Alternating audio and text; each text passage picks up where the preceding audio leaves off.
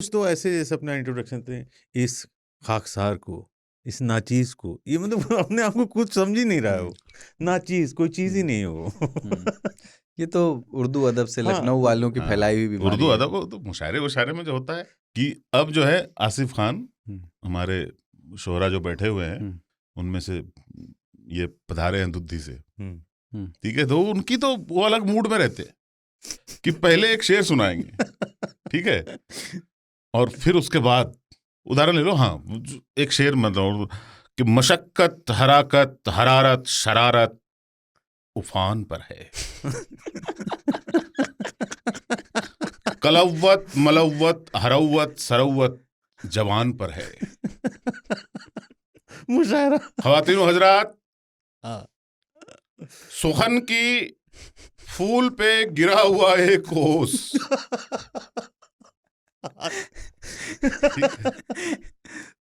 सुखन, और मुझे बहुत ही दिली खुशी हो रही है हर दिल दावत अजीज। कलाम पेश करते हुए जनाबे आसिफ खान जो दुद्धि जैसी जगह से भी तशरीफ लाए हैं, इनका तालियों से इस्तकबाल हो।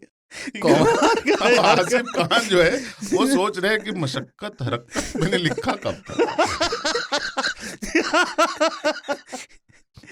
वो बहुत कमाल रहा था ये ना कवि सम्मेलनों पे एक परंपरा रही है छेड़छाड़ की। हाँ, एक दूसरे की। हाँ, मुशायरों में भी उसमें तो जैसे मंच संचालक जो होता था,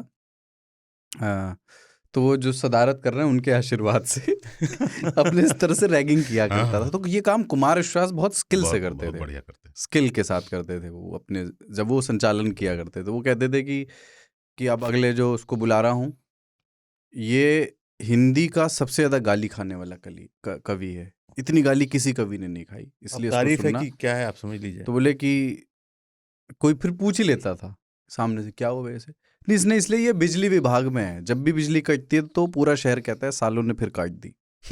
ठीक है, अब मैंने देखा है कि ऐसे उसने परिचय दिया और वो व्यक्ति जो इस चुटकुले के लिए तैयार नहीं था और उसको अभी जो माला पहनाई गई है सभी, वो खींचता है, माला निकालता है और फेंक देता है।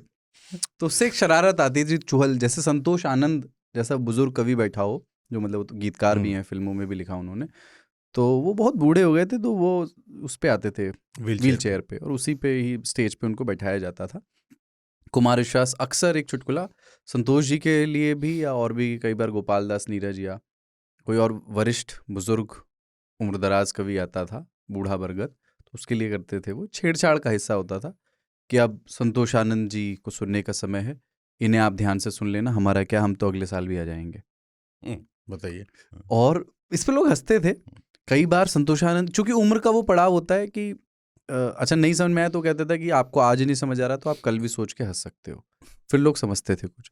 संतोष आनंद जी एक बार बुरा मान गए थे, मैं वहाँ था, सुन रहा था कवि सम्मेलन, मतलब उनका चेहरे से वो गुस्से दिख रहे थे, लेकिन चूंकि वो संचालन की अदा और कला थी उनके पास, तो वो संभालते ऐसे थे कि देखिए एक बात मैं आपको बताऊं, मैं भी टोक्यो गया, मैं लंदन गया और अमेरिका जा रहा हूँ अगले महीने, मेरे कवि सम्मेलन देश ही नहीं दुनिया की जगह जगह पर हो रहे हैं, और मैं अच्छा खासा चार्ज करता हूँ, ये मेरा भाई बैठा रमेश मुस्कान, ये भी पैसा लेता है, हम उस दौर के कवि हैं जिन्हें बिकना अच्छा आता है, और अब आप संतोष आनंद जी को सुनेंगे जो उस दौर के कवि हैं जिन्हें लिखना अच्छा आता है। जोरदार तालियों से स्वागत कीजिए।